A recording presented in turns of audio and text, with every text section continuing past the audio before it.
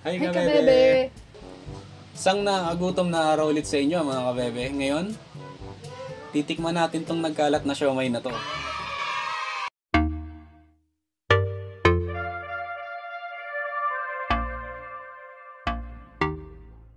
Meron tayo ditong siomay mula sa Siomay King. Next, meron tayong siomay mula sa Master Siomay. Ang pangatlo naman, mula sa Siomay House. At syempre, hindi magpapahuli ang siomay sa supermarket. Pero syempre, kabebe, hindi lang natin sila titikman. I-rate natin sila kabebe sa tatlong categories. Una is yung presyo, next is yung lasa, last is yung dami at laki. Tikman muna natin tong Siomay King. Ayan, tikman na natin. Oh.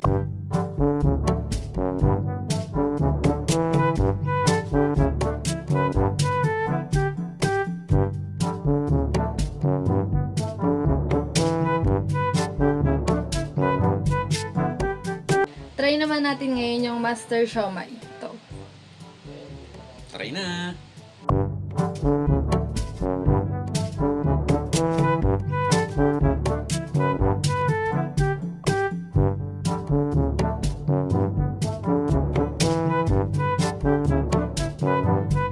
Sunod naman natin yung Siomay House.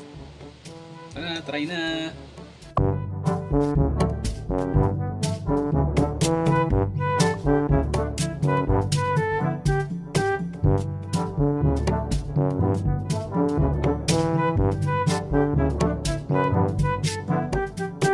Pero syempre, last but not the least, tikman naman natin ngayon yung siomay mula sa supermarket. Tara!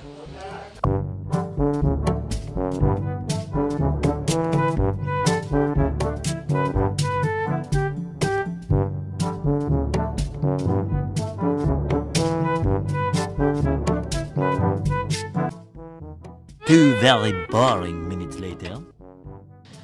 So ayun na, tapos na nating tikman yung mga hinanda nating siomay kanina. So tingin ko sa ngayon, oras na para sa paghusga. Simulan natin yung paghusga sa lasa. Pagdating sa lasa, ang pinaka nagustuhan namin is yung Master Siomay. Kasi para sa amin kasi nung tinitikman namin yung apat, parang yung Master Siomay yung pinaka flavorful. Tapos yung ano naman, yung Siomay King, tsaka yung Siomay House, parang nung tinitikman namin, parang medyo matabang siya, parang plain meat lang na parang may kulang na may hinahanap ka na siguro malalasahan mo lang kung ano yun kung i-dip mo siya dun sa sausawan na pre-provide nila. Yun. Ay, pagdating naman dun sa ano, yung sa tawag dito, yung siomay dun sa supermarket, parang lansa niya eh. Makailaw. Oo, hindi namin alam kung mali ba yung luto namin, pero ano bang mali sa pag-steam, di ba? Yun, siguro, para basta, parang nalalansahan kami doon. Yun. Ang winner sa round ng lasa is yung Master Master Siomay. Pagdating naman sa presyo mga kabebe, ang Siomay King is 30 pesos, Master Siomay ay 35, yung Siomay House 35 pesos din naman, tapos yung sa supermarket 119 siya. Pero kung ipapareho mo siya dun sa dami ng Master Siomay, lumalabas na 7 pesos. 7 pesos. Ay, 8 pesos siya. 8 pesos siya.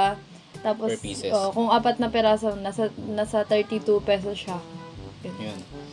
So, overall, ang pinakamura ay Siomay King. Ang bibili mo sa halagang 30 pesos. Pagdating naman sa dami at laki, yung Siomay King kasi, 5 piraso siya eh.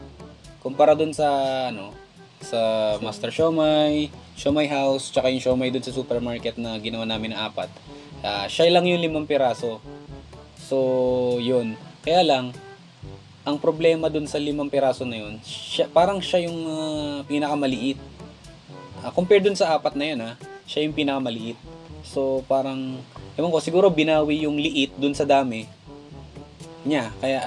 Kaya yun, hindi namin masabi din hindi namin mapaglaban. Kasi ang lumalaban sa kanya pagdating dun sa dami at laki is yung siomai house na 4 na piraso pero Malalaki. mas malalaki. Oo, malalaki. Hindi namin siya mapag-compare kasi wala kaming pang timbang Dapat pala sinama Timbang. natin yung timbang, 'di ba? Dami, laki at timbang. Kaso wala na. Sobrang dami. A na nun pag sobrang dami, 'di ba? Sa dami at laki si Siomai King at si Siomai House. So, nabigay na namin yung ideas namin about dun sa mga siomai kanina. Syempre, yung mga comments na yon is personal preference namin yon. Kung hindi nyo nagustuhan yung ideas namin, wala namang problema kasi yun nga, ulitin ko, personal preference naman namin yon. May sarili tayo. May sarili tayong taste buds di ba? Kung ano yung bet ng dila nyo, yun lang naman yung masasabi namin. So mga kabebe, tapos na tayo. For more videos, comment, like, share, and subscribe na lang. Hanggang sa muli. Bye mga kabebe!